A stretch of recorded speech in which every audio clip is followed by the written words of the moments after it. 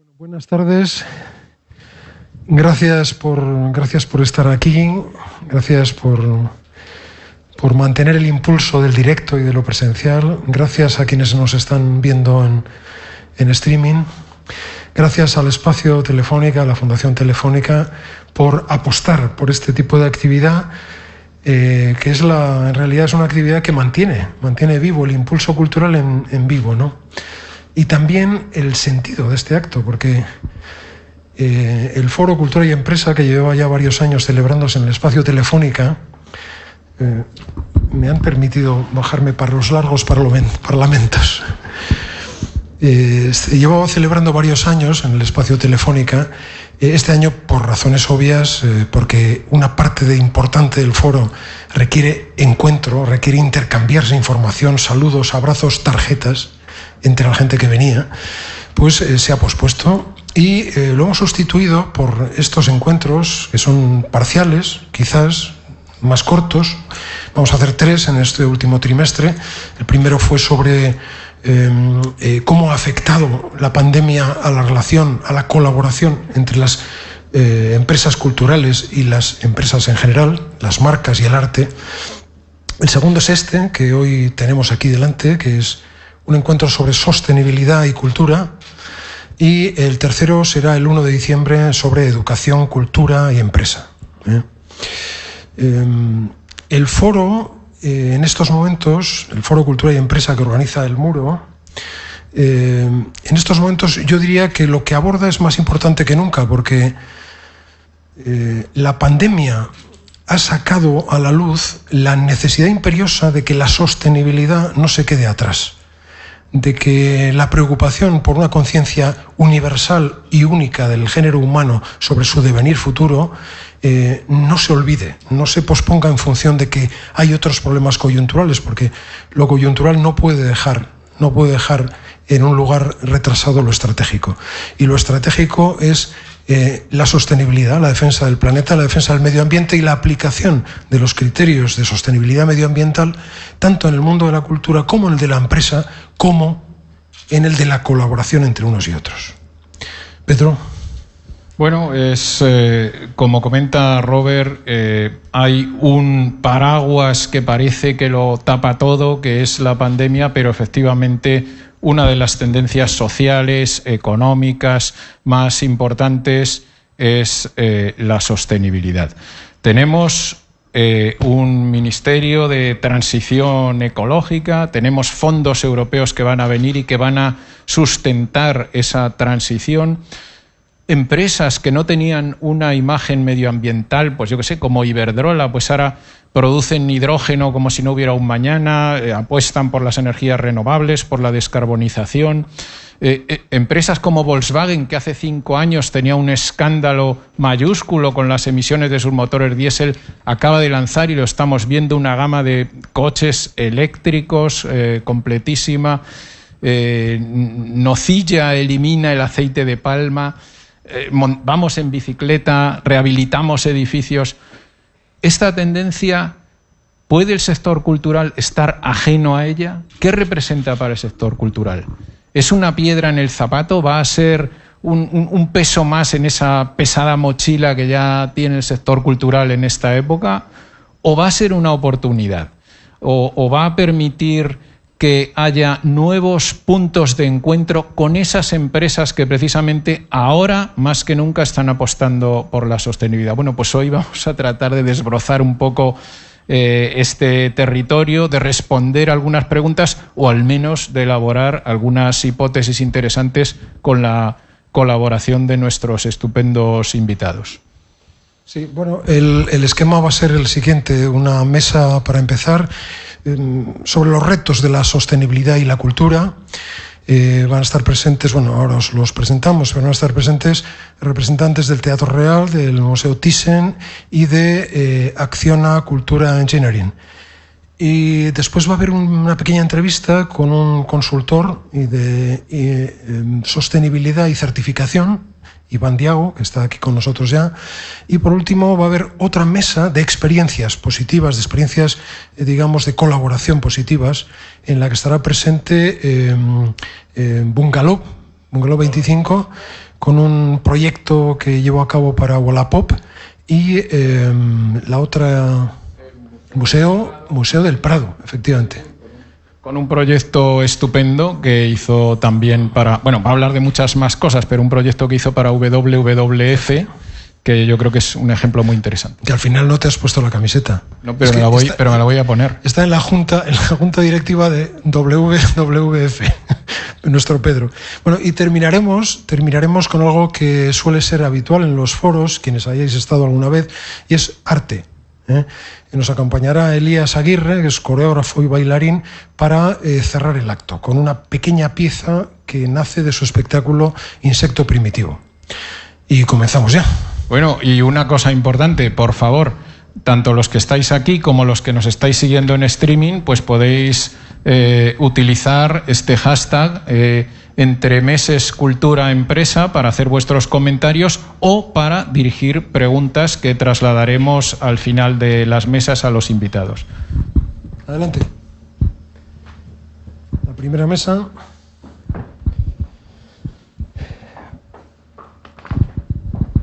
Bueno, está con nosotros y por este orden Carolina Fábregas, directora de Marketing y de Desarrollo de Negocio Estratégico del Museo Nacional Thyssen-Bornemisza.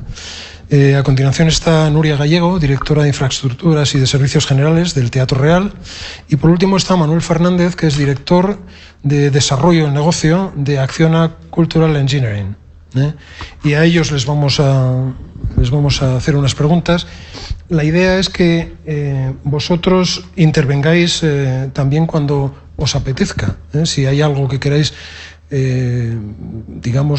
comentar de lo que otro u otra ha dicho, pues hacerlo con absoluta libertad. ¿De acuerdo? Sois los protagonistas.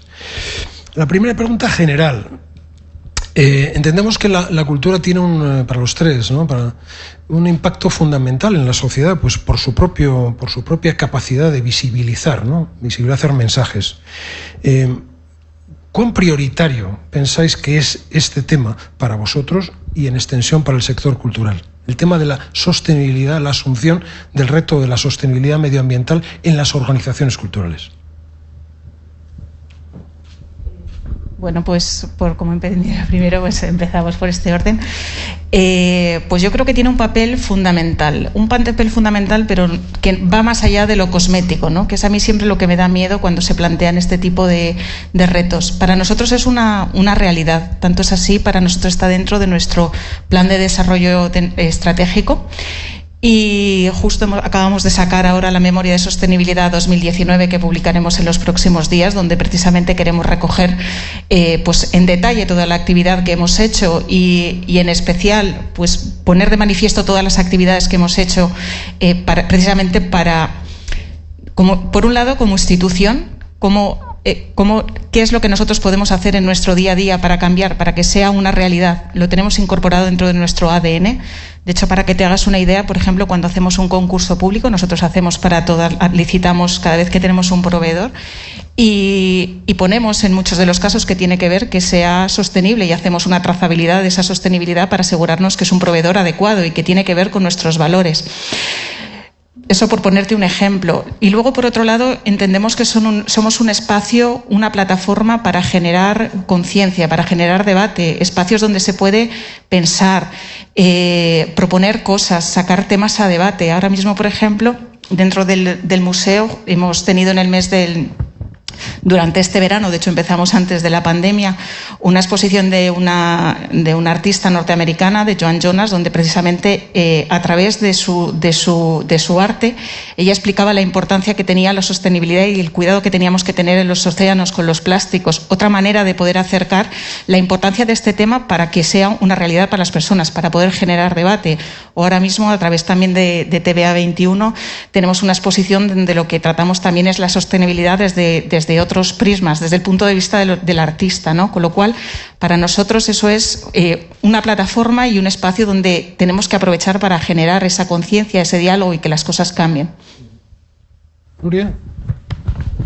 En el caso del Teatro Real, totalmente de acuerdo con Carolina. En el caso, además del Teatro Real, Yo creo que podemos hablar un poquito de la sostenibilidad, parafraseando el dicho, que la sostenibilidad, bien entendida, empieza por cada uno de nosotros mismos. Entonces, un poco siguiendo ese esquema de la sostenibilidad, de lo que es el Teatro Real en sí como cabecera cultural en las artes escénicas, está situada en un edificio que es propiedad del Ministerio de Cultura, que es un edificio protegido, es un edificio bien de interés cultural. Todas las actuaciones que se hacen y se proyectan dentro del Teatro Real llevan un visto bueno de Bellas Artes y un visto bueno de todas las autoridades, pero a mayores se ha incorporado dentro de todos los criterios la sostenibilidad. Se ha incorporado la sostenibilidad dentro del funcionamiento diario, dado que el propio edificio tiene una arquitectura, aunque tiene una historia de 250 años, la última reconversión que se ha realizado en ella presenta una arquitectura sostenible, las instalaciones se cuidan y hablaremos en detalle un poquito de cómo vemos la sostenibilidad de cada día, de cada uno de los días, cómo estamos pretendiendo convertir el edificio en un edificio de consumo nulo en el centro de Madrid y con pocas posibilidades de tener energía renovable cerca, pero bueno, nos la garantizamos en origen. Y luego en el funcionamiento diario de cada una de las personas, lógicamente estamos registrando la huella de carbono que estamos emitiendo en todo lo que realizamos, desde el proceso diario de oficina, desde el proceso diario de los diferentes talleres de sastrería y demás de los eventos, y lógicamente dentro de las producciones artísticas y de cómo las cuidamos y de cómo las guardamos.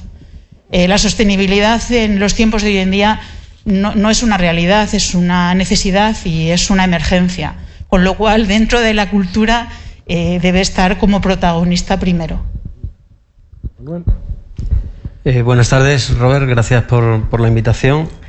Efectivamente, bueno, pues nuestra compañía está inmersa dentro de un grupo como es Grupo Acciona, en el que no en vano es líder en sostenibilidad a nivel mundial, y en todos nuestros proyectos pues abordamos desde el punto de vista social, económico y medioambiental el impacto que pueden causar en las comunidades allí donde vamos a hacer proyectos, ¿no? Tenemos integrado dentro de nuestros sistemas de gestión de proyectos un programa de gestión de impacto social y que evalúa cuál es el impacto de cada uno de los proyectos que la compañía comete en determinadas comunidades donde actuamos, y se hace pues un análisis de los riesgos en los que va a incurrir el proyecto, una evaluación posterior de esos impactos.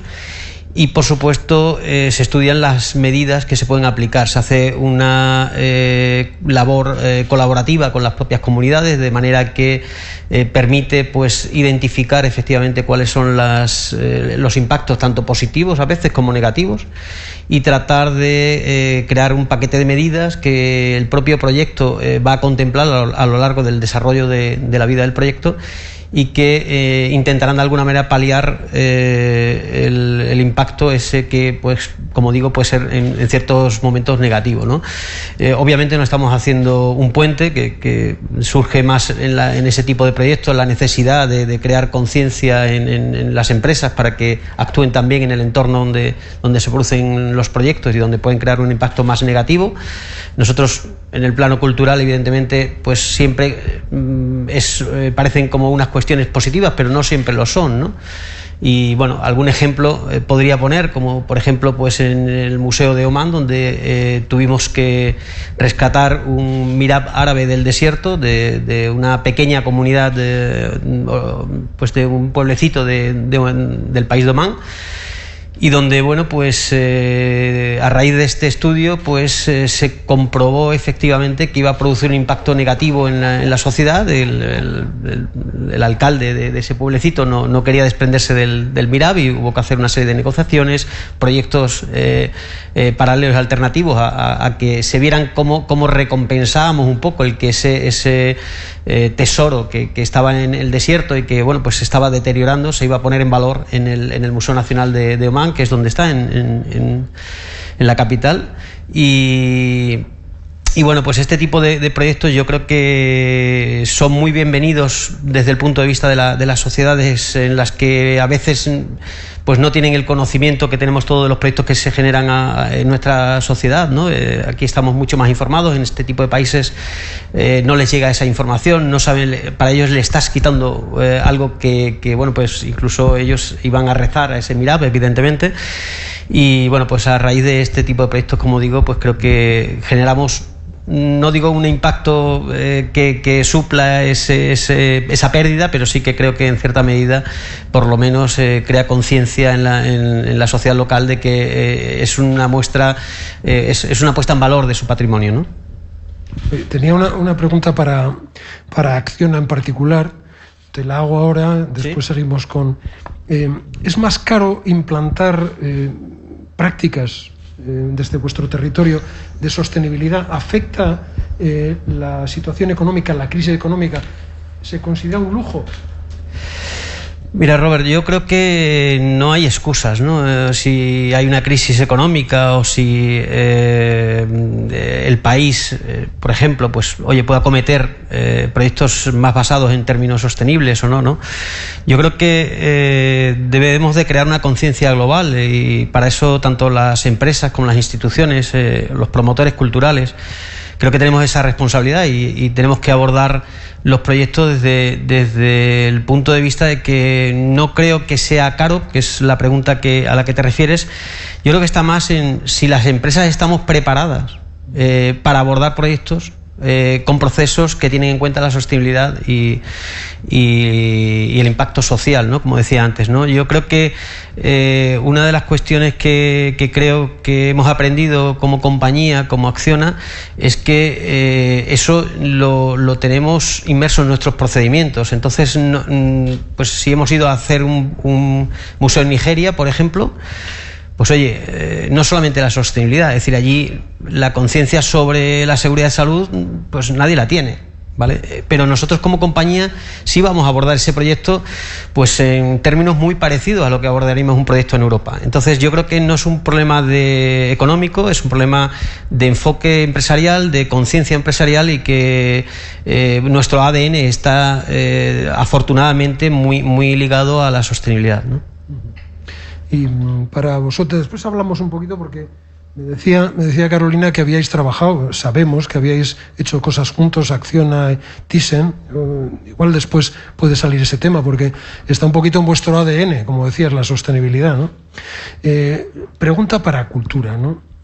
¿Por qué debe el sector cultural involucrarse en promover un comportamiento sostenible, su comportamiento sostenible? Por los públicos, por los patrocinadores, se lo pueden exigir. Ahora haremos una pregunta sobre ese tema. Europa, política. Yo pienso que, en primer lugar, por responsabilidad social. Es un deber, es un deber que tenemos y tanto es así que, como comentaba antes, lo tenemos dentro de nuestro plan estratégico. Luego ya vendrán las terceras cosas donde te encuentras, cuando hablábamos, antes preguntabas si era caro o no era caro, en que luego la sostenibilidad es una manera también de que encuentras a otras personas que están en tu camino, otras empresas, y esas empresas sí que están valorando todas las actividades que tú estás haciendo para tener en cuenta esa sostenibilidad, cada una en el papel que puede. No todo el mundo tiene la misma capacidad, pero sí que valoran patrocinar a una u otra empresa en función de cuál es su compromiso con la sostenibilidad.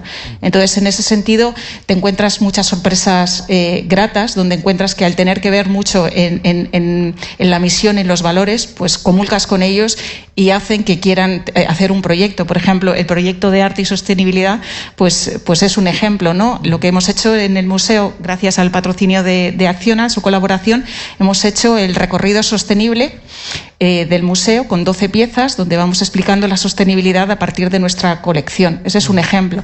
Otro ejemplo podría ser un ejemplo de los gratos, en que puedes tener acceso a lo mejor a grants, a otros patrocinios o a subvenciones que precisamente lo que están buscando es favorecer esa sostenibilidad. Con lo cual, además de ser una obligación, luego te encuentras las sorpresas agradables y las cosas que también uno siente que debe de hacer. Y no es momento, o sea, no hay excusas, es que esto tiene que ser una realidad. y tenemos que trabajar en ello día a día. Bueno, se podría añadir a mayores que algo que tenemos muy importante en este país es que tenemos una posición en la primera veintena de países respecto a los 182 en cuanto a productores de energía renovable, en cuanto a niveles de sostenibilidad medidos por estándares muy altos, y esto nuestra sociedad en general no lo conoce. Entonces, la cultura sí que debe ser el vehículo comunicativo de explicarle que somos una potencia exportable, que dentro del mundo no hay mucha gente preocupada por la sostenibilidad, que los continentes que más están pujando en el mundo económico, sus criterios de sostenibilidad son muy bajos, que desde el año finales del siglo pasado, no, del anterior, ya teníamos una clara motivación incipiente por el cambio climático, que el cambio climático es una realidad, que toda la sociedad está totalmente, bastante sensibilizada con él, pero no se sabe qué está haciendo este país. Desde cultura se puede explicar básicamente. Yo quería poner un pequeño ejemplo de una pequeña ópera que se ha realizado, una magnífica ópera de Wagner, que para explicar la decadencia de una sociedad y del poder, poniéndola en los tiempos de hoy, lo que se hace es colocar absolutamente un mundo contaminado. Es decir, la avaricia del poder acaba en una catástrofe ecológica y esa catástrofe ecológica en una catástrofe moral. Estamos hablando del oro del Rin.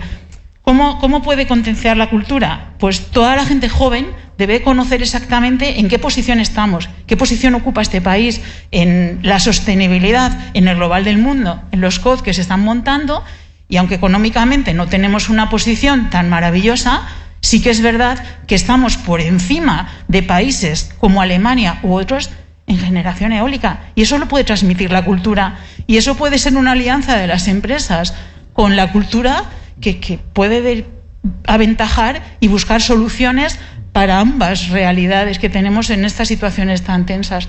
Tenemos una producción de energía renovable que no la estamos transmitiendo. Somos cabecera en muchas situaciones y en prácticamente el 70% de las empresas del IBEX, en sus condicionantes de cualquier tipo de licitación, hay cuestiones de sostenibilidad, que esto no está exportado al resto del mundo, que lo podemos exportar. Sí. Yo creo que solo la cultura es un vehículo de comunicación muy importante y de concienciación. Sí, sin duda, como herramienta de comunicación, sin duda. Y sin embargo, cuando preparábamos este entremés, buscábamos certificaciones, buscábamos espacios de cultura, grandes y pequeños, que hubieran tomado como una de sus líneas estratégicas de desarrollo la implementación de medidas de sostenibilidad, y encontrábamos muy pocas. Da la impresión de que estamos, en ese sentido, en nuestro país, el sector cultural, en su conjunto, como con retraso, ¿no? Es cierto que el conjunto de la sociedad va con retraso en nuestro país, en la asunción de responsabilidades concretas, pero parece que en la cultura todavía más, ¿no? Estando contigo de acuerdo, en que somos una herramienta potente de comunicación. A ver, yo creo que hay, yo creo que hay una concienciación tan grande que no llevo gran tiempo en el Teatro Real, procedo del mundo de empresa, de otro tipo, y nada más llegar al Teatro Real hace un año y poco, aunque había estado 20 años atrás, lo primero que llegas cuando ves y dices que quieres reciclar, que pones una pared verde con bicicletas, que quieres hacer cosas, es muy fácil organizar un grupo de WhatsApp y decir que se puede hacer basura selectiva. Voy a contar un caso de lo que podemos vivir y de lo que la gente siente. Y se forma un grupo que no está organizado, donde empezamos a hacer, además de todo lo que se estaba haciendo en el Teatro Real, con un compromiso real, la gente se montan en cada uno de los talleres, simplemente recoger lo que están haciendo. Cajones, cuadrados, no hace falta, no tienen que ser muy bonitos los contenedores, pero tenemos basura, que al principio no nos la recogían y que la sacábamos, que organizamos campañas de salida a los contenedores que había enfrente porque no nos las traían. Al cabo de 6 meses nos la recogían. La gente tiene muchas ganas de hacer cosas y la dirección también. Voy a contar una pequeña anécdota. En un vestuario de los trabajadores me encontré una recogida solidaria de tapones, lo clásico que nos han enseñado nuestros hijos en el colegio. Bueno, pues curioso es que esas bolsas, yo dije, ¿por qué no lo trasladamos? En los contenedores de Arganda tenemos muchas papeleras, vamos a trasladarlas. El primer interesado era la Dirección General. Yo tengo muchos tapones. Todas nuestras generaciones jóvenes y lo que viene detrás de nosotros es mucho mejor que nosotros. Solo tenemos que hacerles creer que es de verdad. Entonces, eso llevado a comunicarlo sí que es cierto, y es también una necesidad de que tampoco hay muchos elementos de certificación, porque la normalización está ahí, la cumplimos, pero no lo sabemos los técnicos, literalmente, pero no lo vendemos lo que estamos haciendo, lo hacemos un poco, copiando la palabra, un poco decía Carolina, de manera cosmética para una licitación, pero realmente en el ADN de la gente y en los tuétanos de cada persona está metido el problema que tenemos, y lo tenemos entre todos. El futuro de lo que viene después es de cada uno de todos nosotros.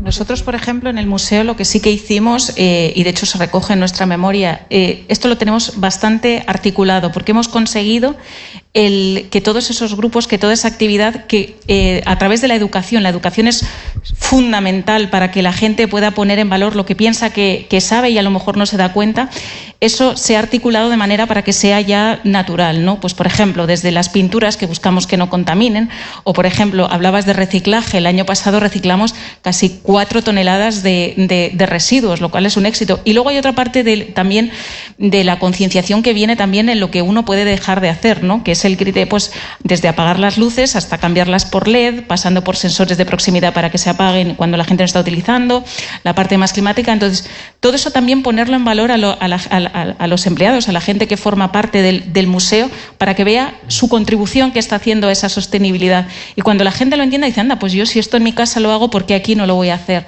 Y todo eso, por ejemplo, que sí que lo tenemos articulado, hemos visto que ha dado ha tenido muy buen retorno y muy buena acogida, porque la gente está contenta de poder participar, precisamente por esa parte pues emocional, ¿no? Que decimos, bueno, sí, sabemos que esto no puede pasar, pero ¿y qué puedo hacer yo? Bueno, pues estos pequeños gestos, llevados también a tu entorno laboral, permite el que tú puedas contribuir a esa sostenibilidad. Y creo que ese punto es muy importante.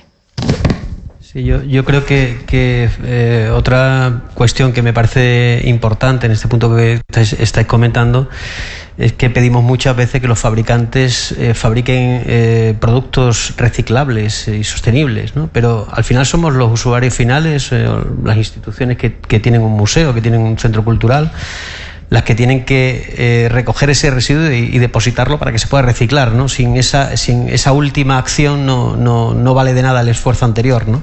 Yo creo que en ese aspecto es muy importante vuestra labor, ¿no? A mí me gustaría añadir una cosita muy importante, continuando un poco lo que han dicho los dos, que todos, si salimos de aquí y nos vamos a cenar y nos vamos al restaurante que hay al lado, nuestro menú va a estar en un QR y vamos a ver perfectamente el menú.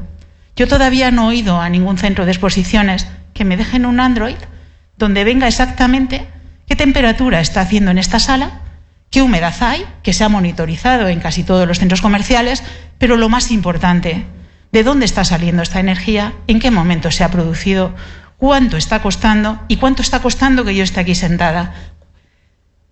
El origen, un poquito, saber sosteniblemente la huella que yo estoy causando en estas 2 horas. Si queréis más o menos os la puedo calcular en el aforo, porque es un ejercicio que he hecho mucho en los colegios. Cuando me dicen que no quieren hacer una ingeniería porque quieren ser útiles para la humanidad, esa pregunta es como muy dura. Entonces lo primero que hay que hacer es, ¿por qué, Carolina? ¿Qué supone la ropa que llevo puesta? ¿Qué supone lo que llevo aquí? Elaborarlo y ver exactamente qué huella llevo en cada una de las circunstancias. ¿Cómo lo hacemos en nuestro edificio? Lógicamente, como ha dicho, es muy importante concienciar los LED. Es muy importante sacar datos. Hay alguna persona que está sentada aquí que me ayuda a sacar datos en el Teatro Real muy importantes, que se llevan acumulando desde hace 23 años y, lógicamente, hay que aprovechar todas las tecnologías. Tenemos que coger data mining, tenemos que utilizar inteligencia artificial, tenemos que saber lo que va a pasar mañana, tenemos que saber si vamos a arrancar a las 2 de la mañana para usar la inercia de unos caserones que tienen unos muros más anchos que todo este auditorio. Todo eso lo tenemos que hacer y lo tenemos que contar a los demás. Yo a diario les enseño un informe de cuánto se consume en cada una de las áreas y cuánto se ahorra con respecto al año pasado, comparativa con las condiciones de contorno que hay, con un plan de medida de verificación evaluado internacional. ¿Cómo lo vas llevando a cada uno de ellos? Pues lógicamente le vas explicando cómo se ha cambiado la energía. Hay un gran proyecto de eficiencia energética, se ha cambiado toda la iluminación, sensores, lo que supone hacer cada una. ¿Qué haces con el agua? ¿Qué haces con el papel? ¿Qué no debes hacer con el papel? ¿Qué no debes hacer con el agua?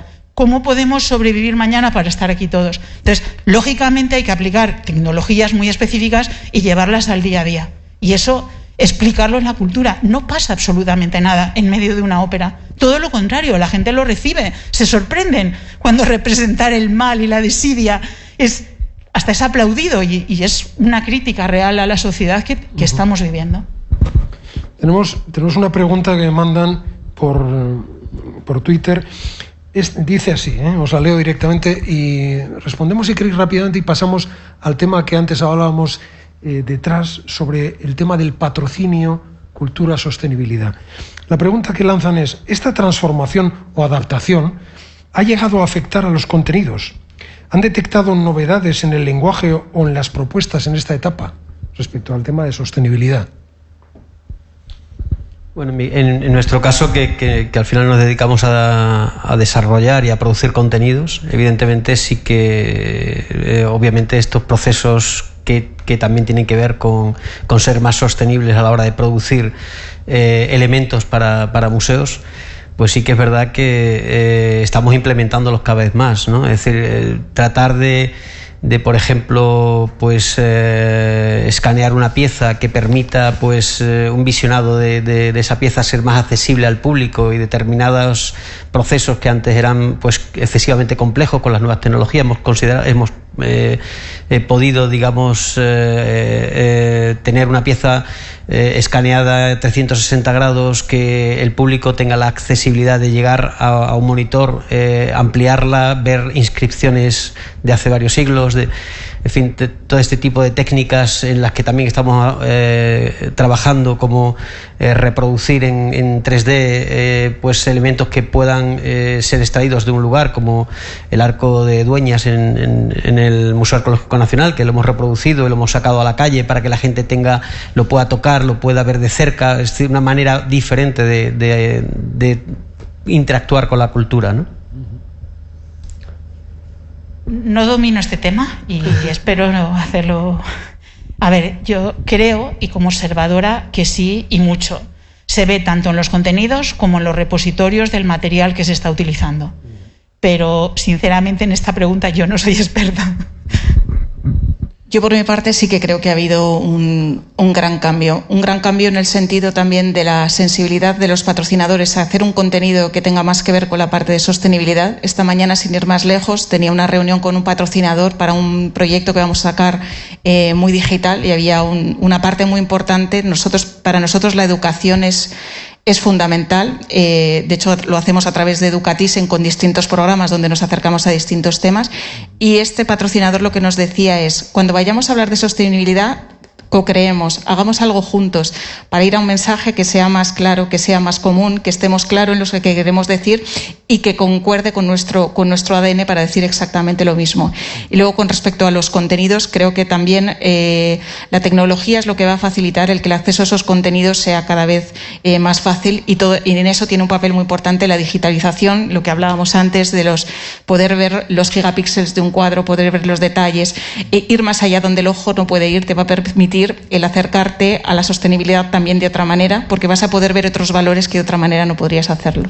Y esto de cuentas, Carolina, de que un patrocinador se preocupa de esto, ¿de verdad creéis que es algo común? Es decir, los patrocinadores están planteando algunos condicionantes a organizaciones culturales sobre sostenibilidad para llegar a acuerdos de colaboración. Cada vez más. Al final, si esto lo tienes en tu hoja de ruta, y como hablábamos antes, no es algo cosmético, cada vez más las empresas están mirando cuáles son sus alianzas y en quién se apoyan para poder comunicar también su mensaje. Y la sostenibilidad es un pilar fundamental para ellos si realmente se lo creen. Con lo cual, cada vez más se están acercando y están mirando si esos valores que tienen, en este caso del patrocinado, del museo, concuerdan con los suyos. Yo pienso que cada vez más es incipiente en algunos casos, pero se va a empezar a extender cada vez más, porque es que es una realidad. Sí, sí. Bueno, esto, ¿sabéis por qué lo planteaba? Porque hay una de las preguntas que se la he adelantado un poquito antes, porque es una pregunta que tiene enjundia, que dice, vamos a ver, es lanzada por el Observatorio de Sostenibilidad. Dice exactamente así. Bueno, introduzco la pregunta, el antecedente. Estos días, The Guardian, en Londres, ha dado la noticia, una noticia doble. Por un lado, ellos no van a publicitar a compañías de energía fósil, para empezar. Y la otra es que la Royal Shakespeare Company ha decidido cortar sus amarras con un patrocinador. Y esta es la pregunta. The Royal Shakespeare Company rechaza financiarse, la financiación de British Petroleum y de los grandes polucionadores. ¿Pasará eso en otros países? ¿Y con los grandes teatros de ópera del mundo? ¿Y con el Teatro Real? Bueno, sería aventurero por mi parte desde el punto de vista de Nuria Gallego. Siento no tener la respuesta a esa pregunta, pero yo cuando no sé responder. La semana pasada, días recientes, leía una entrevista a la última Premio Nobel de Física y tenía una frase que me impregnó muchísimo. Es nuestra obligación, y creo que es fácil, el hacerles comprender a la generación más joven que de sus ideas y de sus propuestas depende el futuro del mundo.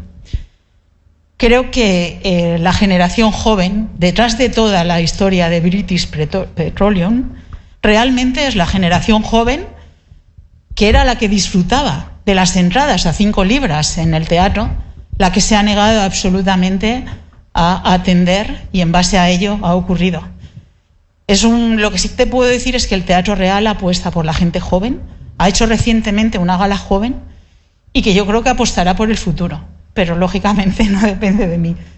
Creo que la Premio Nobel de Física estaba más acertada y que tenemos que hacerle creer a nuestros jóvenes que de ellos depende el futuro, como es la realidad.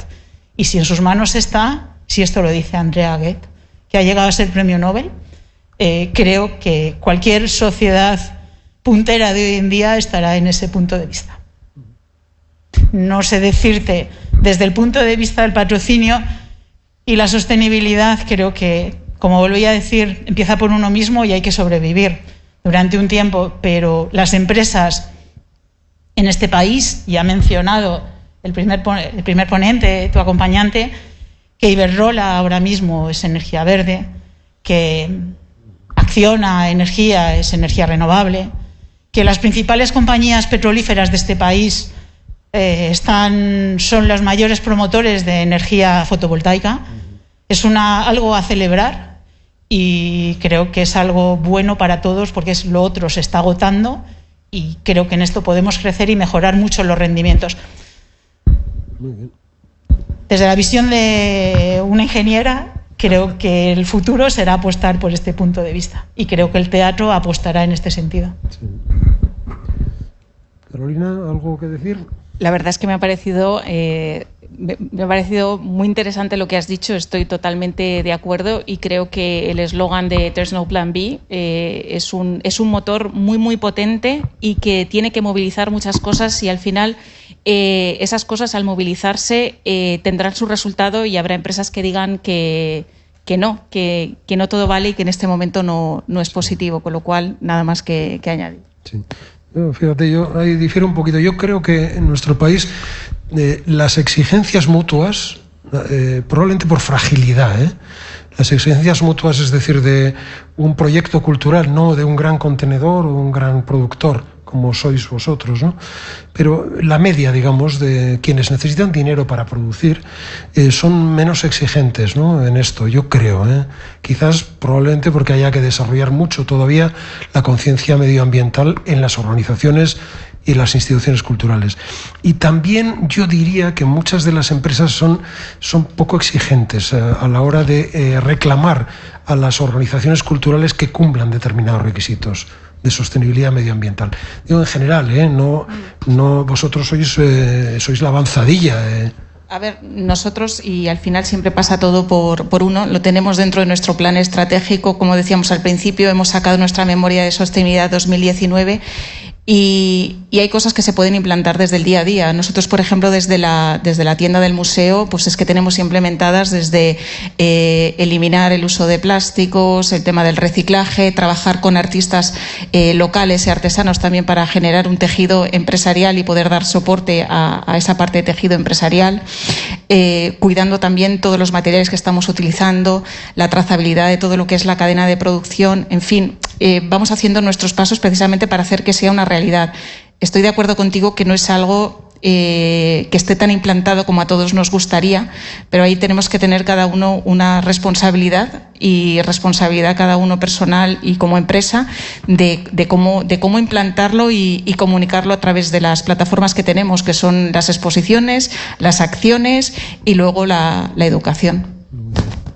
Yo quería apuntar en este sentido que me gustaría desde aquí instar a los promotores culturales en general, pero también a la administración en particular, a que cuando sale una licitación pública, pues en los parámetros que van a valorar o van a tipificar el licitador que se adjudica la obra, o en este caso un desarrollo cultural, tengan en cuenta a la empresa qué procesos y procedimientos tiene implementados dentro de su organización de manera sostenible, y que valore dentro de los procedimientos de desarrollo del proyecto ese tipo de prácticas, ¿no? Yo creo que eso es fundamental para que desde ahí se genere pues una cultura en general que lleva a las empresas a alinearse con estos procedimientos, ¿no?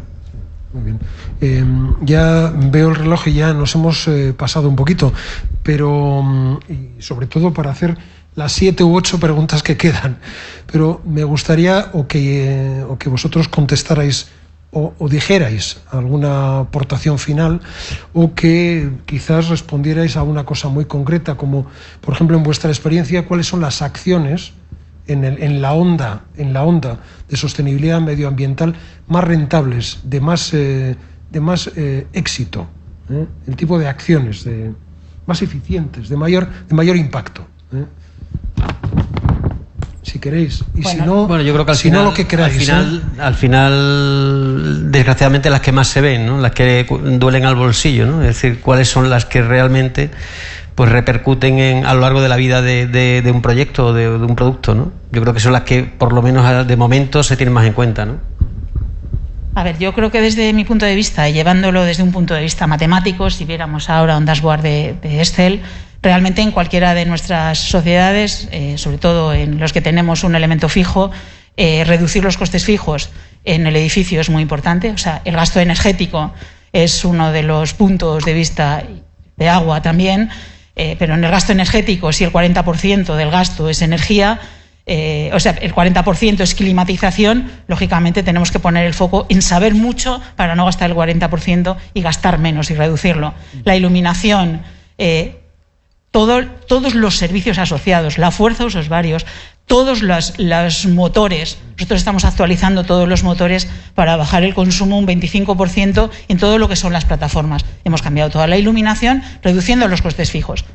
Lógicamente, esos costes fijos van asociados a lo que es el coste del propio evento en sí. El coste del evento en sí es la preparación, que si ya parte de un coste fijo más barato, le vendrá mejor a la cuenta de resultados a lo que es el conjunto, y en la propia producción del artista, del artesano, del que está haciendo el traje, del sastre, del escultor, pues lógicamente buscar materiales como más cercanos, económicos. Pues económicos hoy en día, lógicamente lo que viene de fuera con otro tipo de prácticas aparenta ser más barato.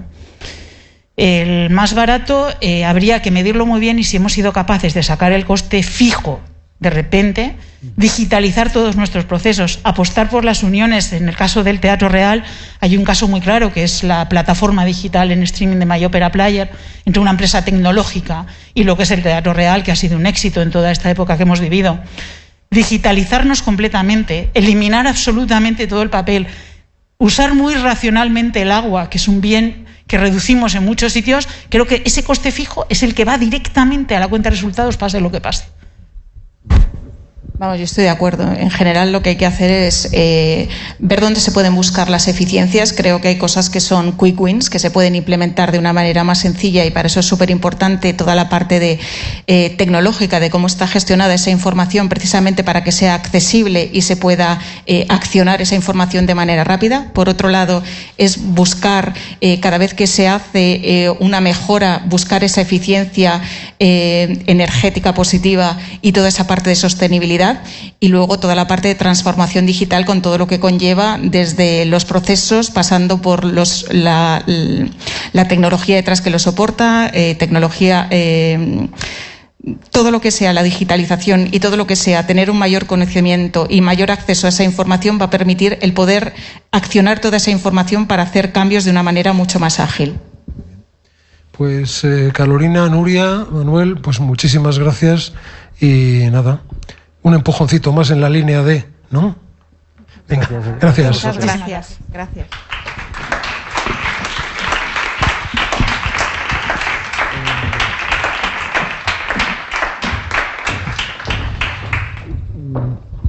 Tenemos ahora, Iván, ¿te vienes? Tenemos ahora un vídeo y mientras nos buscan los nuevos acomodos, tenemos ahora un vídeo.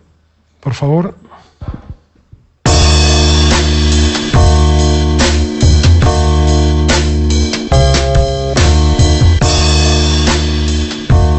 Claro que podemos hacer algo, es a la conclusión que hemos llegado, y os leo rápidamente esto, que es una contribución práctica del arte y la cultura a la sostenibilidad medioambiental.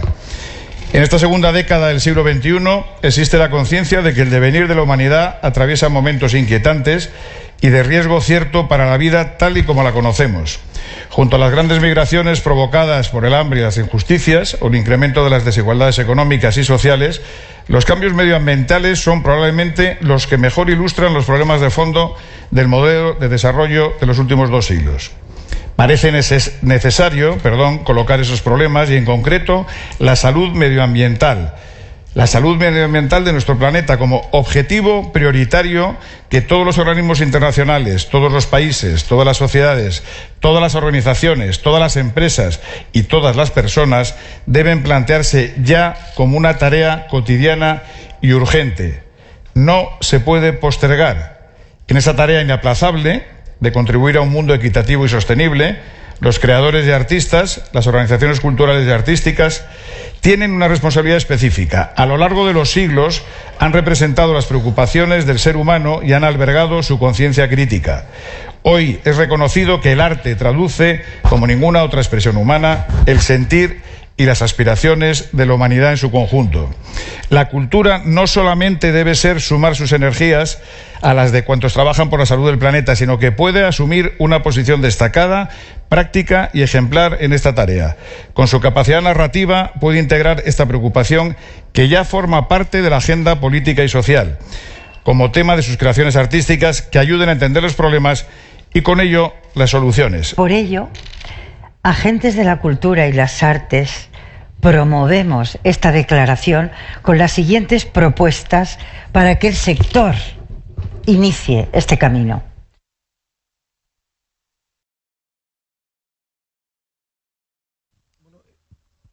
Este manifiesto que se aprobó por organizaciones, líderes culturales, terminaba con 6 puntos que le quería dar a Iván Diago, que es consultor y director de IDS Consultores Medioambientales, y que va a hablarnos del tema de certificación. Quería leerle los 6 puntos para comenzar con el tema, su breve encuentro.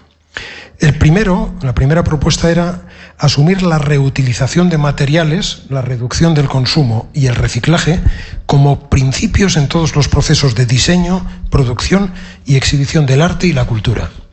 El segundo era reducir las emisiones de CO2 en los procesos artísticos, disminuyendo el consumo de energía, mejorando la eficiencia en los sistemas y empleando recursos con la menor huella de carbono posible, energía certificada, en todas las fases y momentos, pero fundamentalmente en los de encuentro con los públicos, museos, auditorios, teatros, cines, eventos, lo que incluye la promoción del transporte libre de CO2 para el consumo cultural.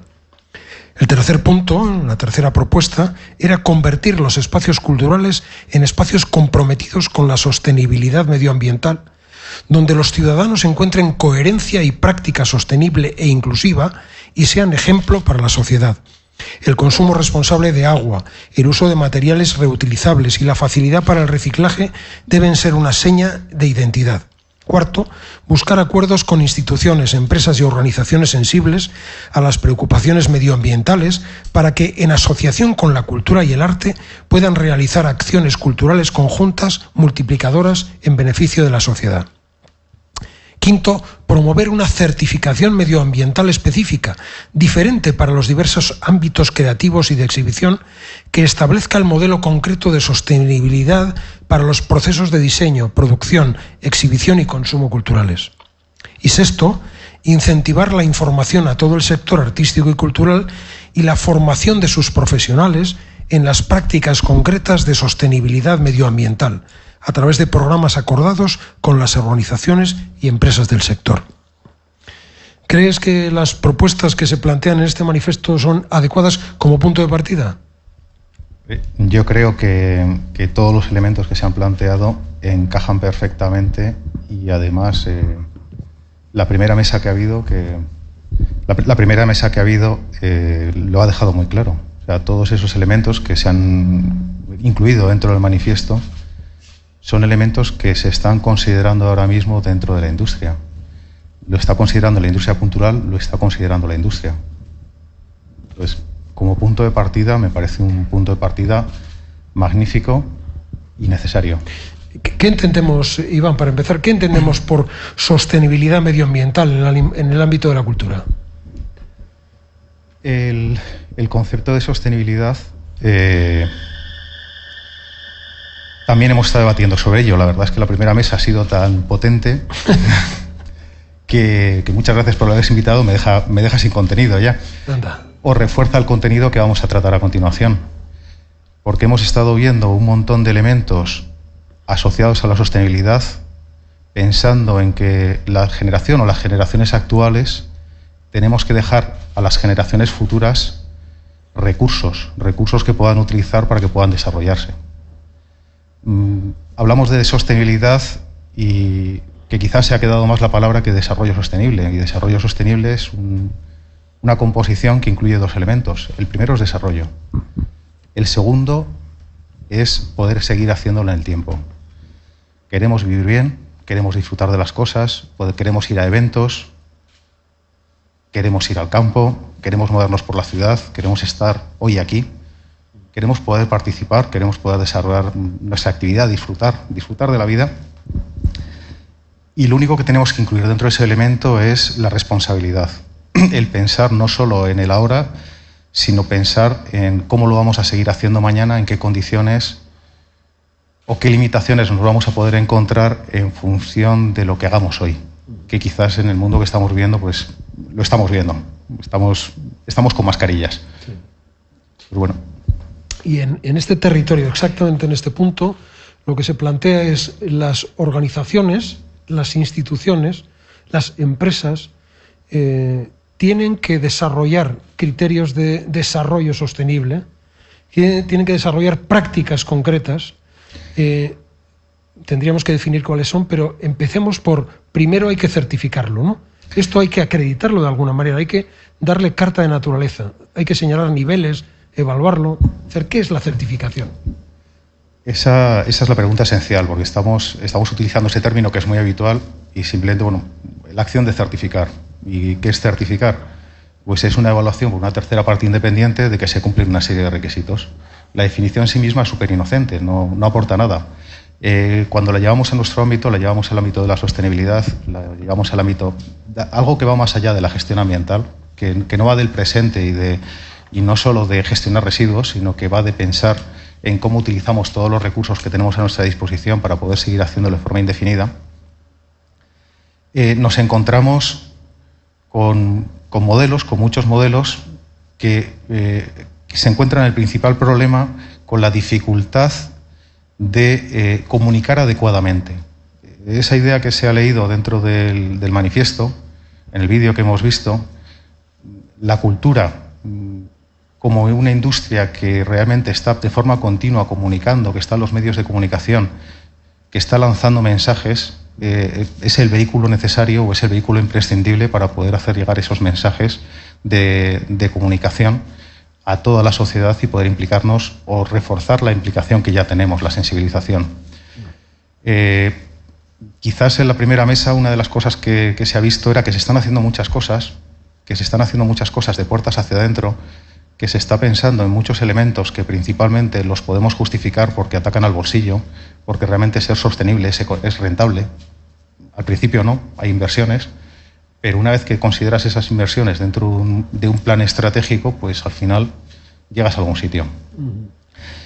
Una vez que tienes establecidos esos requisitos, y eso es lo difícil, establecer los requisitos que necesita nuestro sector, entonces ya puedes contar con esa tercera parte independiente que avale y que te permita reforzar tu mensaje de comunicación, siempre una comunicación que sea veraz, que sea pertinente y que esté ajustada a tu actividad.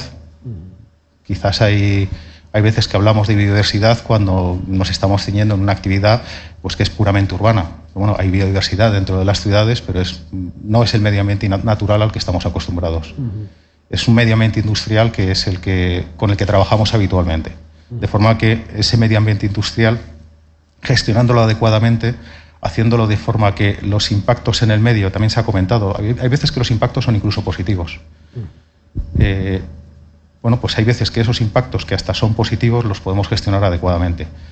Pocas veces los impactos son positivos. Esa es la realidad. Si trabajamos dentro de ese medio ambiente industrial y dentro de las industrias culturales, favoreciendo que identifiquen en qué medida pueden incidir ellos en su entorno, no solo en el medio ambiente, sino en su entorno, en los tres pilares de la sostenibilidad, al final conseguimos un modelo propio en el cual nos podemos ver reconocidos y podemos buscar esa certificación, ese reconocimiento que nos ayuda a comunicar adecuadamente. Que no se trate simplemente de un lavado de imagen, sino que realmente esté soportado por datos reales de esa mejora, que es lo que buscamos. Y yo creo que has dicho algo al principio. ¿Esto debe impulsarlo, o cuál es el principal motor de las certificaciones y de las definiciones de los campos de mejora? Deben ser las propias organizaciones y las propias asociaciones del sector cultural, o debe ser un impulso institucional, político?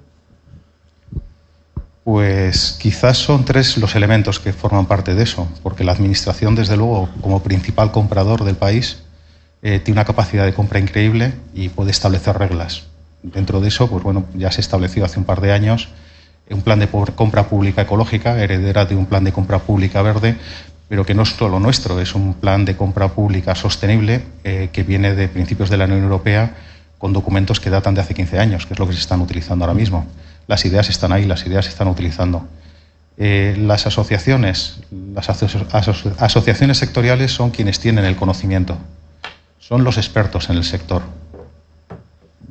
Nosotros, como expertos en sostenibilidad o como consultores en el área de gestión ambiental, somos expertos en sistemas, somos expertos en modelos, pero vosotros sois los expertos en la industria cultural. Sois los que tenéis que definir cuáles son los elementos principales, cuáles son los elementos esenciales. Y nuevamente, gracias a la primera mesa, hemos estado viendo muchísimos de los elementos y las diferencias de lo que se puede considerar elementos principales cuando mi actividad principal está basada en un edificio, en una instalación fija, de cuando me puedo plantear otro tipo de actividad dentro de la industria cultural en la que mi actividad no está vinculada a un edificio. En ambos casos, el elemento que se ha considerado al principio, el diseño como punto de partida, se han citado los talleres, se han tenido en cuenta muchísimos elementos que realmente son específicos del sector y que es la propia industria, el propio sector el que está definiendo y que tiene que buscar ese reconocimiento. Tenemos la primera pata, la administración, tenemos el sector y luego está el consumidor o las grandes empresas también que apoyan este tipo de iniciativa y que actúan de forma equivalente a la administración estableciendo requisitos de compra para sus proveedores para los proyectos que quieren lanzar, para esos socios que buscan dentro de este camino, y si están en un proyecto que quieren transmitir sus valores de sostenibilidad en este caso, necesitan socios que sean equivalentes y que sepan demostrarlo o que sean capaces de demostrarlo, y ahí es donde la certificación juega un papel principal, porque no podemos conocer a todos los miles de empresas que se dedican a esto. ¿Y conoces algún caso, algunos concretos de buenas prácticas o de prácticas, al fin, de certificación en el sector cultural en España? Pues lo has comentado tú, cuando buscas es extremadamente complicado, y cuando usamos como referencia lo que podemos encontrar a nivel internacional, a nivel de ISO, que hace una recopilación a nivel mundial de todos los certificados 14.001 o 50.001 que se emiten, que declaran los distintos países, las distintas entidades de certificación, pues es complejo y es muy difícil de diferenciar realmente cuáles corresponden o cuántos corresponden a esas industrias culturales, porque no tenemos un epígrafe específico, porque solo lo categorizan toda la actividad industrial que existe en el planeta en 37 categorías. Entonces no hay una específica. Hay iniciativas, hay muchas iniciativas, pero principalmente las conocidas o las que más fácil acceder a ellas son las que están basadas en certificaciones en normas internacionales, en 14.001, en 50.001, en cosas equivalentes, en otras normas de sostenibilidad de eventos. Y bueno, dentro de ese ámbito pues ha habido iniciativas a nivel nacional. El País Vasco tiene una iniciativa de eventos sostenibles con un modelo propio que han desarrollado a partir del IOBE, o hay otra norma que también es certificable, una certificación no acreditada, que está dirigida específicamente a esos eventos sostenibles. Y luego hay grandes proyectos culturales que dentro de su estrategia pues han optado por la implantación de sistemas de gestión ambiental que les tiene que ayudar a su responsabilidad con la sociedad y el cumplimiento de todos los requisitos que la administración les ha establecido para poder desarrollarla. Antes ha hablado, yo creo que era Carolina o Nuria, no recuerdo, os ha hablado de la medición de la huella, ¿no? ¿Qué opinas tú de la medición del impacto mediante la huella ambiental? Pues la huella de carbono, ¿verdad? La huella de carbono, entendí.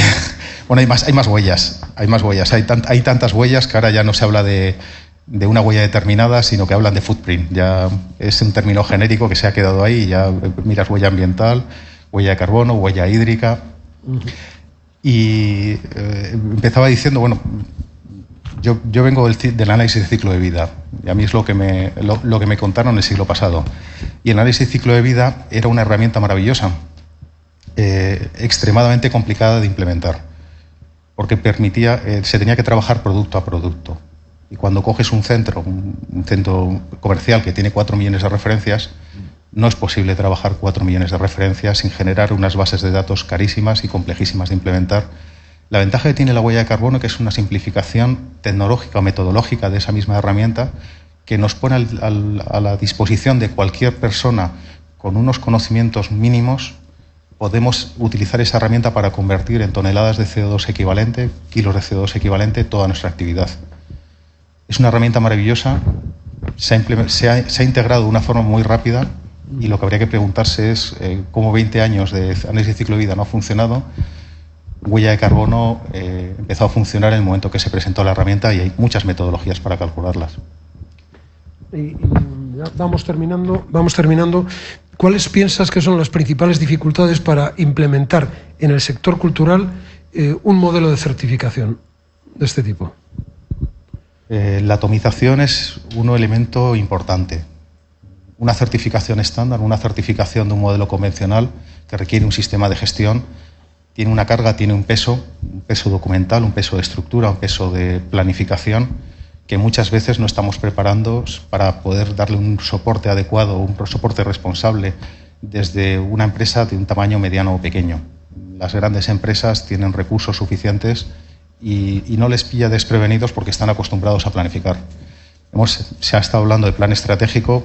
Bueno, plan estratégico o plan de negocio es eso que haces cuando buscas financiación externa. Una vez que dejas de buscar financiación externa, lo que haces es que sobrevives en el día a día, o lo que hace la mayor parte de las empresas, sobrevivir el día a día buenamente como puedes. Esa herramienta de planificación, que es la que exigen los sistemas, puede ser muy compleja. Modelos simplificados podrían ser válidos. Y el sistema, con esta terminamos, Iván. Y el sistema de autoevaluación, modelo FQM para entendernos. Bueno, en principio el modelo FQM es un modelo muy complejo, es un modelo muy completo y es un modelo muy interesante que no funciona necesariamente en todos los entornos. Requiere mucha madurez el implementar ese tipo de herramientas, pero cualquier modelo que incluya a todas las partes interesadas, porque estamos hablando de sostenibilidad, no estamos hablando de clientes, estamos hablando de nuestra responsabilidad con la sociedad y con todas esas otras partes interesadas con las que podemos interaccionando. Sí. Es un modelo que podría aportar. No está diseñado específicamente para este tipo de actividad, pero desde luego que las herramientas que utiliza son interesantes. Bueno, pues vamos a uña de caballo, que dice el refrán, Iván, pero esto se termina. Muchas gracias. Muchas gracias a vosotros. Empezamos a tocar este tema. Habrá muchas ocasiones. Gracias. Muchas gracias por haber invitado.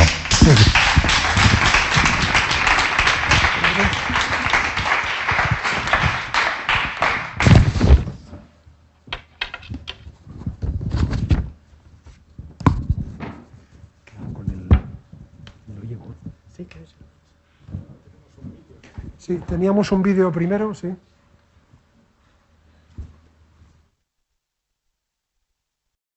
Mi nombre es Itziar, yo soy la directora de Marketing y Captación Digital y una de las afortunadas en haber vivido muy de cerca la campaña realizada junto con el Prado con motivo de la Cumbre del Clima para llamar la atención sobre la lucha contra el cambio climático. ¿Por qué esa campaña fue un auténtico éxito que dio la vuelta al mundo? Es la combinación de tres factores. Por un lado, una idea que nos apasionó a todos y por otro lado, una valentía absoluta por parte del Museo del Prado, utilizar las grandes obras del patrimonio nacional para hacer llegar este mensaje de lucha contra el cambio climático. La intervención de la agencia de publicidad y creatividad, la agencia china, que logró que la campaña saliera redonda y creo que es un gran acierto que vamos a seguir repitiendo, intentando, que es buscar alianzas con nuevas entidades culturales, deportivas, de partners que puedan ayudarnos a llegar a otros públicos, a otras audiencias y con mensajes totalmente disruptivos como fue este y totalmente novedosos. Y es que solo tenemos un planeta, que nuestra salud depende de esta naturaleza que tenemos que cuidar y que el tiempo está premiando. Así que es momento de actuar y de llegar a todos los públicos posibles. Así que muchísimas gracias.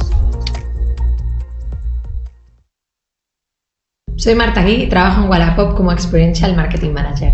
En 2019, la segunda mano se subió por primera vez a la pasarela. De la mano de María Escoté, creamos una colección basada en prendas usadas llamada Wallapop por María Escoté. Nos pareció un momento muy importante para posicionar la segunda mano, ya que según los datos del sector textil de 2018, cada español consume 468 euros de ropa al año y nosotros solo utilizamos el 20% de nuestro armario. Y es ahí donde nos surgen preguntas como marca y la respuesta fue pues que queríamos proponer un consumo más responsable. Decidimos que el mejor formato era un documental para que pudiéramos reflexionar juntos sobre cómo estamos consumiendo moda actualmente y qué nueva manera de consumir queremos proponer. Pero antes de ponernos a ello es necesario hacer esta reflexión del porqué del consumo actual y cuáles son las cosas que queremos cambiar, no solo nosotros, sino también nuestros usuarios. Por supuesto, creemos que la cultura es una de las herramientas que nos permite concienciar a la ciudadanía sobre los temas sobre sostenibilidad. Es más, la cultura de la sostenibilidad está llegando. Nosotros queremos ser parte de este cambio. Por otro lado, tampoco creemos que la cultura sea la única vía,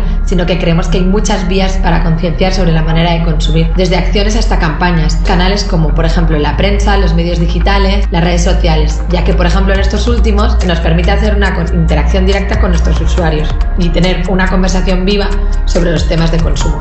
Muchas gracias.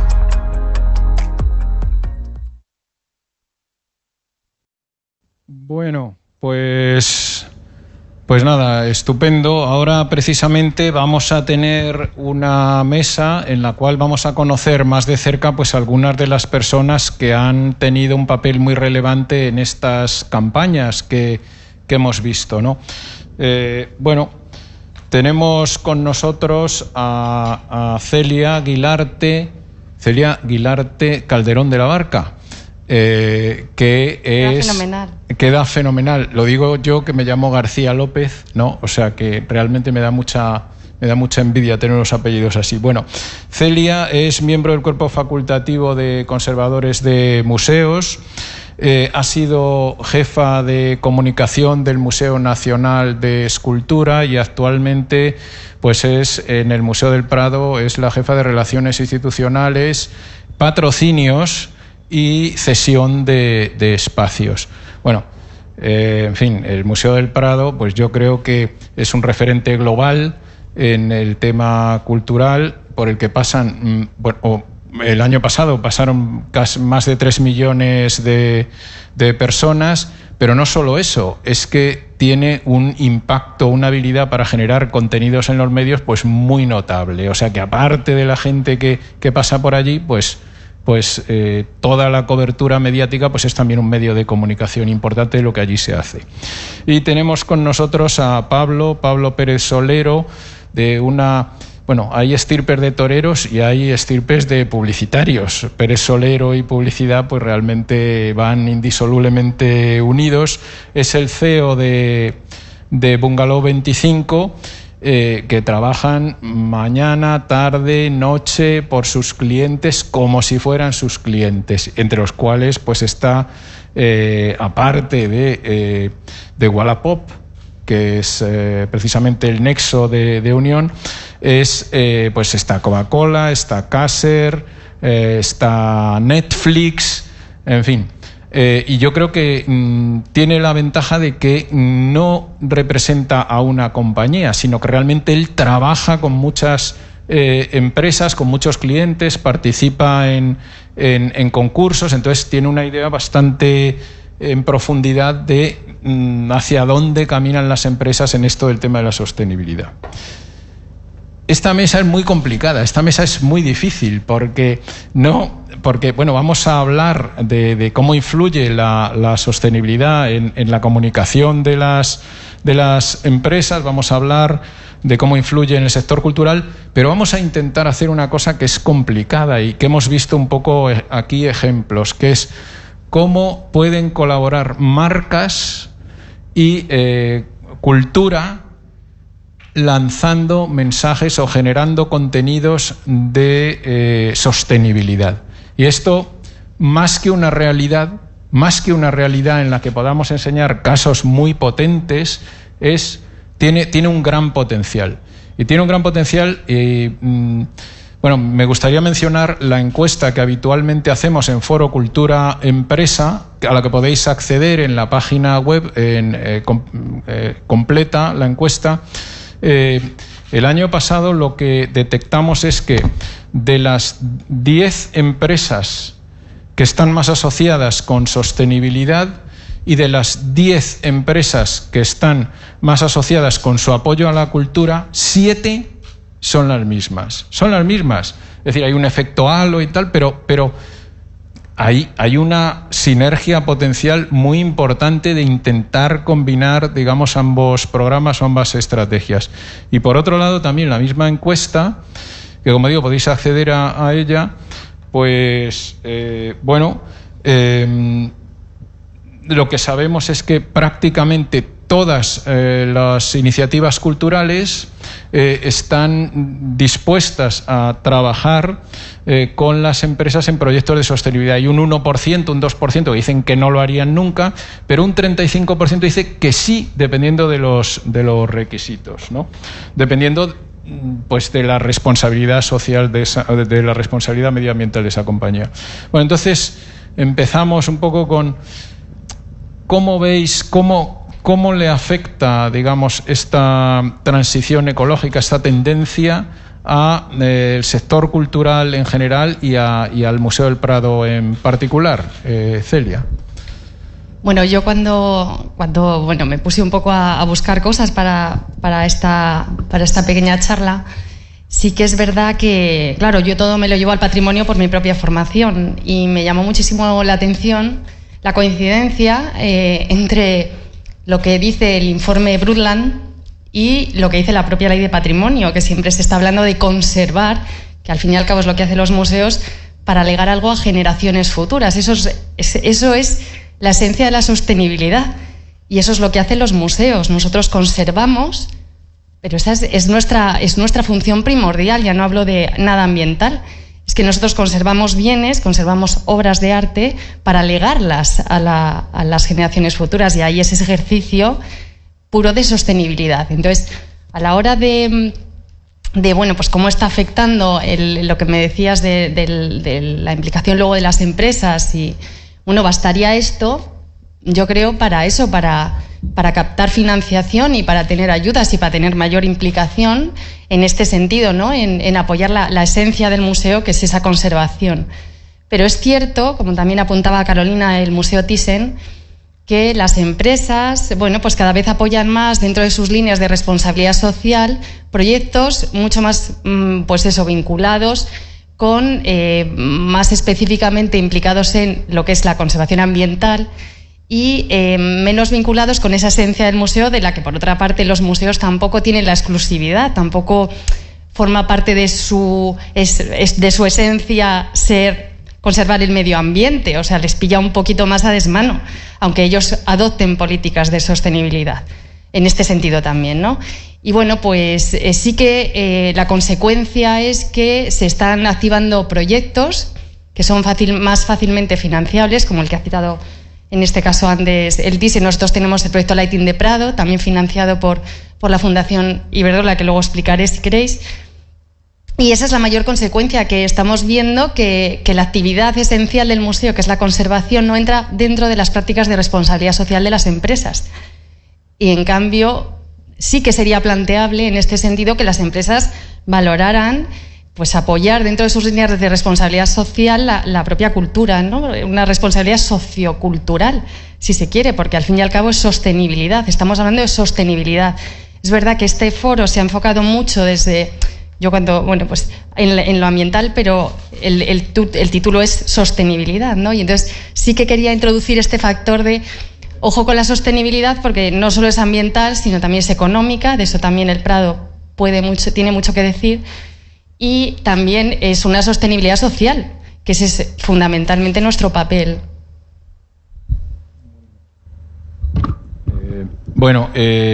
Pablo, entonces tú, desde esa privilegiada atalaya de conocer a tantos clientes, a tantas empresas, ¿estás notando que hay un cambio, digamos, en lo que a vosotros os piden, en el tipo de campaña? ¿Hay empresas que a lo mejor lo llevan más en su ADN, hay otras que es más cosmético de cara incluso a una estrategia competitiva o a diferenciarse de otras? Sí, yo creo que hace 15 años o un poco más, ninguna gran empresa de gran consumo tenía un departamento de RSC, de Responsabilidad Social Corporativa, y hoy todas las empresas con las que trabajamos tienen un departamento súper fuerte que es de Responsabilidad Social Corporativa.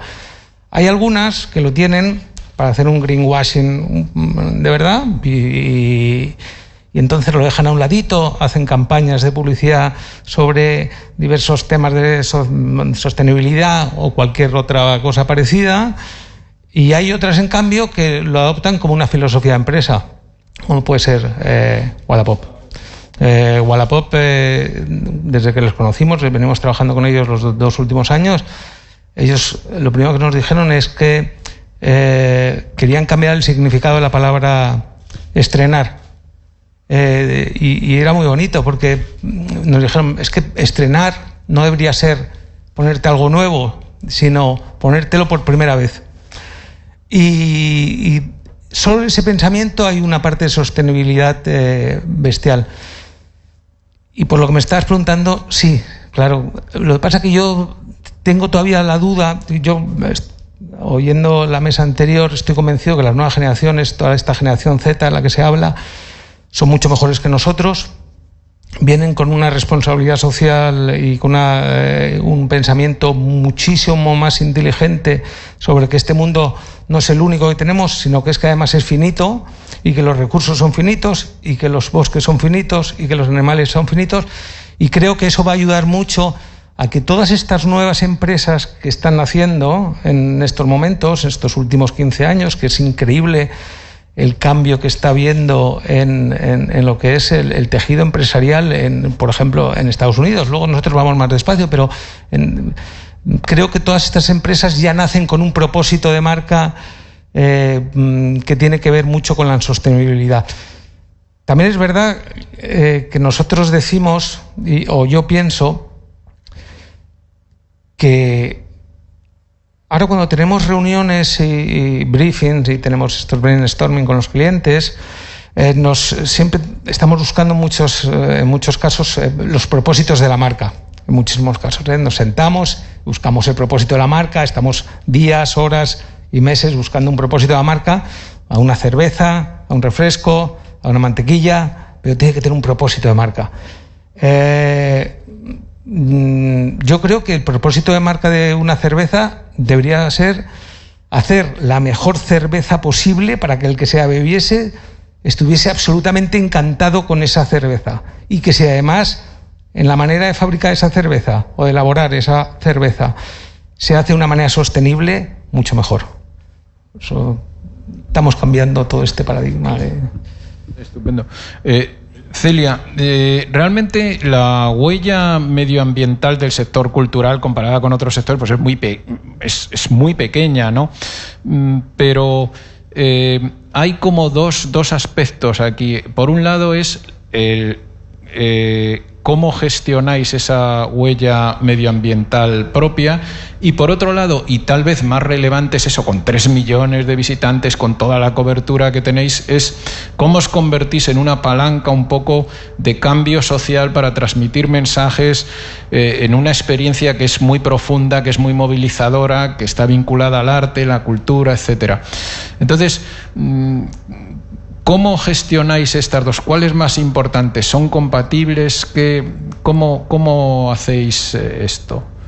Bueno, como son dos cuestiones separadas, sí que es cierto que en el caso ambiental, el Museo del Prado pues hace sus esfuerzos teniendo en cuenta lo que se ha comentado, que vivimos en un edificio de más de 200 años. Entonces, aunque la ampliación de Moneo es más moderna y cuenta con más tecnologías y es más eficiente energéticamente, es verdad que el edificio Villanueva, que es la sede histórica, pues tiene sus condicionantes. Entonces, si, por ejemplo, llevamos a cabo el proyecto Lighting de Prado en distintas fases, porque supone cambiar todas las luminarias del museo, pasarlas a la tecnología LED, que además de ahorrar energía, también permite una mejor conservación de los cuadros. Entonces, esto, por ejemplo, esto además en el 2015 nos hizo entrar dentro del Registro Nacional de Huella de Carbono como primer museo en España, con lo cual, pues estos grandes hitos también debe asumirlos el Prado a la hora, ¿no?, como primera institución cultural y museística en España,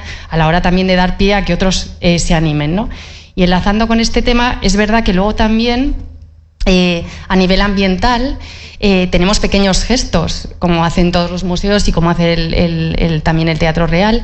Esos pequeños gestos pasan desde la sectorización, por ejemplo, de la iluminación, la limitación en el uso de agua, la sustitución del papel por lo digital, siempre que se puede. Es decir, tenemos esas pequeñas acciones que también están en nuestra mano y tienen mucho peso acumulado, ¿no?, una vez que se suman y se van acumulando.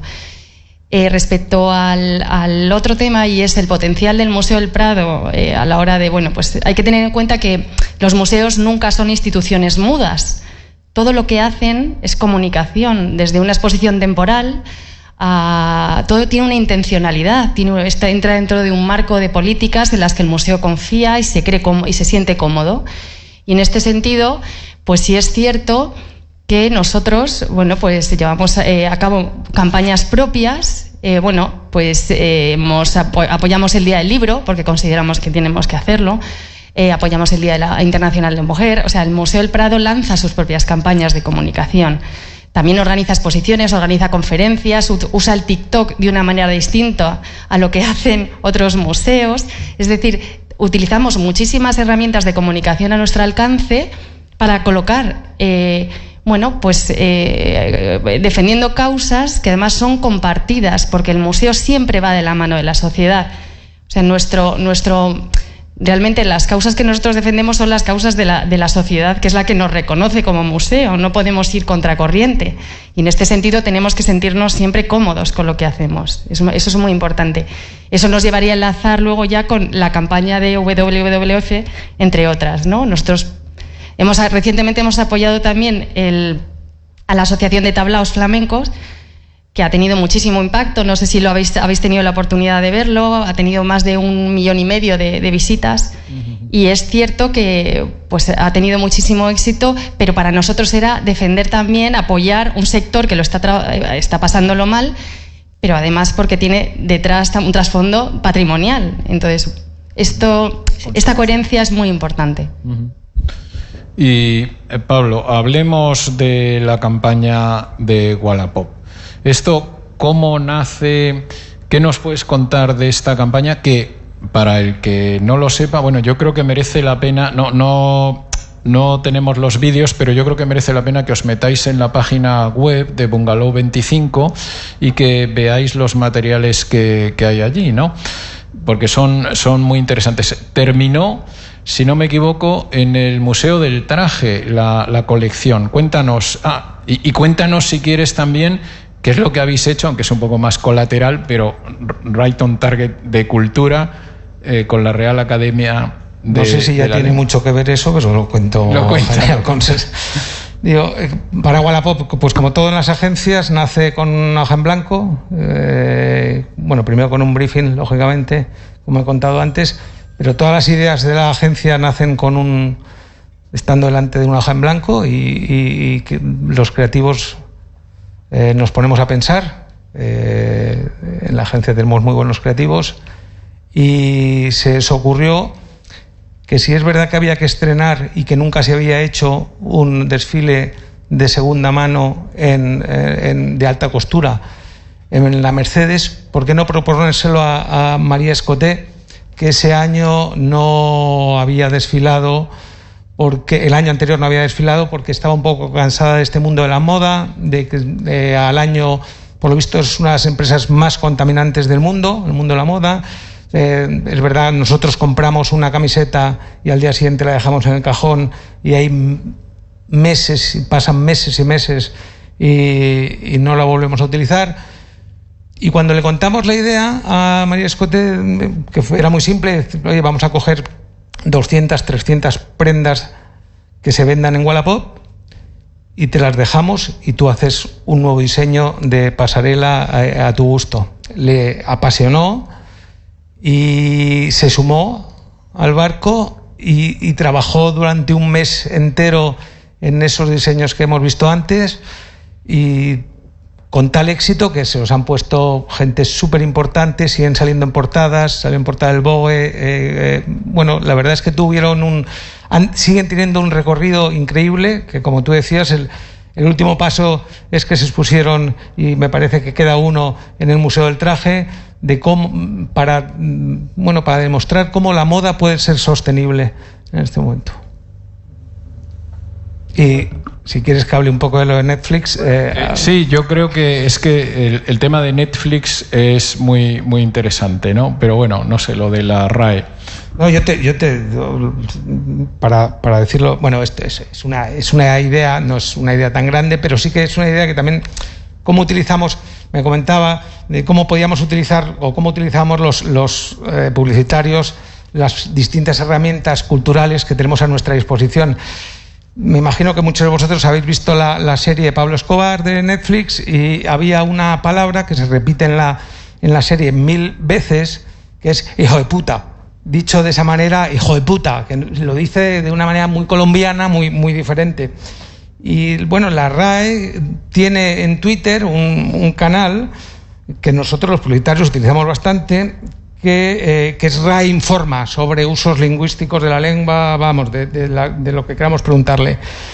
Y le escribimos un tuit, bueno, Netflix, lógicamente, le escribió un tuit a la RAE preguntándole cuál era la forma correcta de escribir hijo de puta. Y la RAE nos informa en Twitter, nos dijo: el personaje parece decir hijo hueputa o hueputa, formas poco usadas. lo más aconsejable es hijo e puta.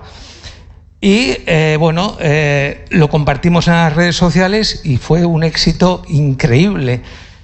Y bueno, es una demostración más de lo que cuando estábamos charlando de, oye, las herramientas culturales bien utilizadas por nosotros nos pueden dar muchas alegrías. Bueno, esto es un ejemplo un poco extremo y puntual y anecdótico, pero realmente cuando se cruzan ámbitos así como muy dispares es cuando sale la chispa de la creatividad que, como Pablo dice, pues es el motor, digamos, de las buenas campañas. Entonces, Celia, cuéntanos sobre la campaña con la marca WWF, que como veis me he puesto la camiseta por hacer un poco de product placement y tal. Cuéntanos la experiencia. Bueno, pues cuando nosotros tened en cuenta que recibimos muchísimas propuestas y siempre hacemos un exhaustivo filtrado previo y ya pasaron el primer filtro, y es verdad que la propuesta era intachable en muchos sentidos. Primero, por lo que he comentado antes, la causa. La causa es compartida. Me cuesta pensar que en este país existe alguna persona que no se cree esto del cambio climático y que no cree que es una causa que merece la pena defender, con lo cual ahí jugaba mucho a nuestro favor el hecho que era una causa incontestable y compartida.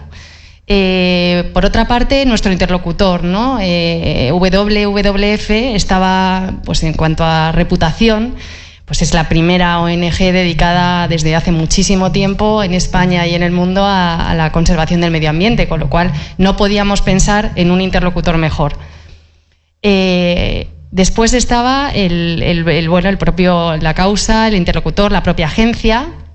La agencia enseguida captó, la agencia de publicidad con las que ellos trabajaban, enseguida captó la delicadeza y lo sutil que es tratar y lo peligroso que es tratar con materia artística, con obras de arte, con cuadros. Ojo con las banalizaciones. Ahí tenemos que tener muchísimo cuidado realmente lo que nos decidió sobre todo al final fue la exquisitez de la ejecución. Habéis visto imágenes y eran irreprochables. O sea, las artes finales, pues realmente es que veías que no había laguna de patinir, la habían vaciado, pero habían hecho hasta los cercos del barro, ¿no? Del pozo que había dejado la retirada del agua, o esos peces bañándose con los niños de Sorolla, ¿no? Entonces, por todo eso yo creo que se consiguió contar una historia con mucho valor y que tuvo un gran impacto, fue compartida en muchísimos, se hicieron eco pues desde Rusia, Tailandia, se convirtió en algo viral internacional porque era una historia verdadera, bien contada y auténtica y justa. Ha tenido mucho impacto internacional, sí, lo sé. Yo no he tenido nada que ver ha sido ICIAR, ¿no? y vosotros y la agencia, pero yo como miembro de la Junta Rectora de WWF te digo que yo estoy contentísimo y que habéis hecho un trabajo magnífico. Bueno, pues hasta aquí ya me indican que se acaba un poco el tiempo. Muchísimas gracias. La verdad es que a mí me gustaría hablar bastante más con vosotros, pero bueno, son las limitaciones que tenemos. Muchas gracias, de verdad.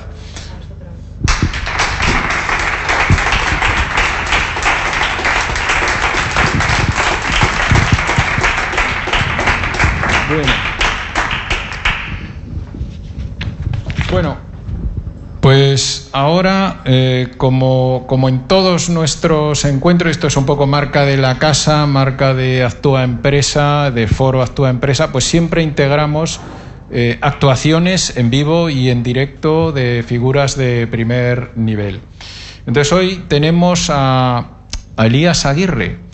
Elías Aguirre es bailarín, es coreógrafo, pero es un artista multidimensional realmente, porque también se dedica a la fotografía, es un artista audiovisual y yo creo que vamos a ver alguna muestra de su trabajo.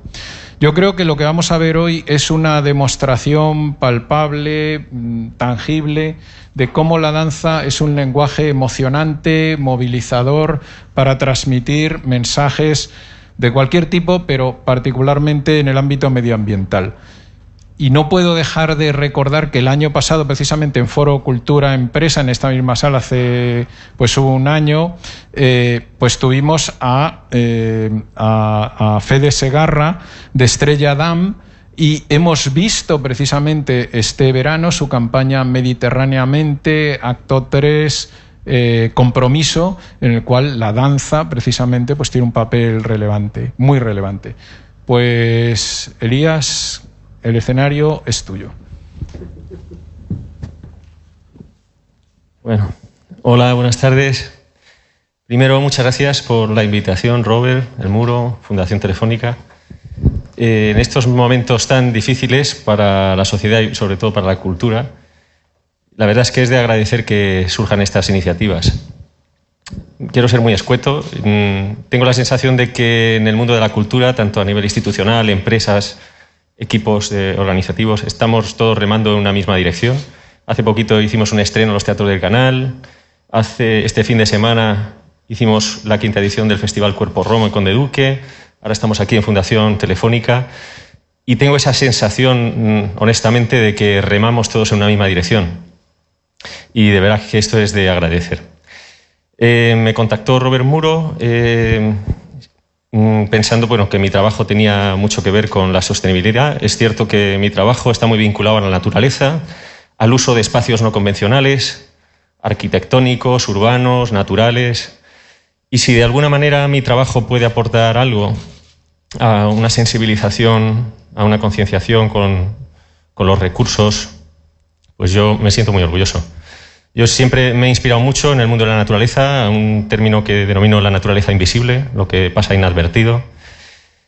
Y de alguna manera cuando me acerco a la naturaleza, a los ecosistemas, a las charcas, lo hago de una forma muy respetuosa y como mero observador.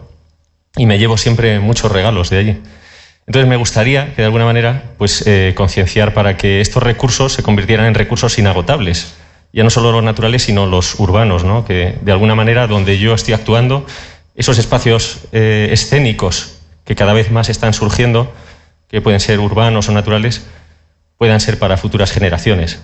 Vamos, que los usemos con respeto y pensando en esas futuras generaciones. Creo que se van a mostrar un par de vídeos de trabajos que hago. Uno tiene que ver con el Festival Cuerpo Romo, una edición que hicimos en Alicante, y ahí se ve esa utilización del espacio, de la parte urbana, la parte natural. Y el otro es Insecto Primitivo, que es un estreno que hicimos hace un año en los teatros del Canal y que también está muy vinculado a la naturaleza. Y después haré un breve extracto de Insecto Primitivo yo solo, pero un extracto muy chiquitito, que es con música de Jorge da Rocha.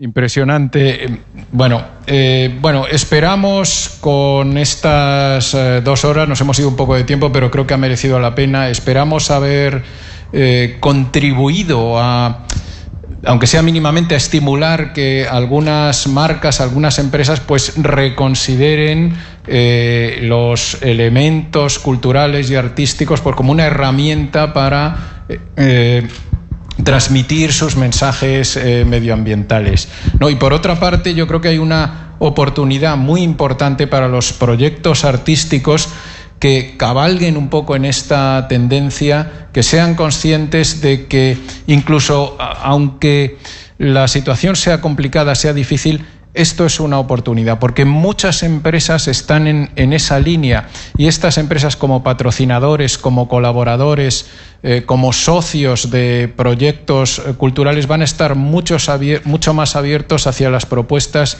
que tengan integrado de alguna forma estos aspectos medioambientales. Sí, sin duda, siempre que veo a Elías me quedo un poco noqueado, la verdad.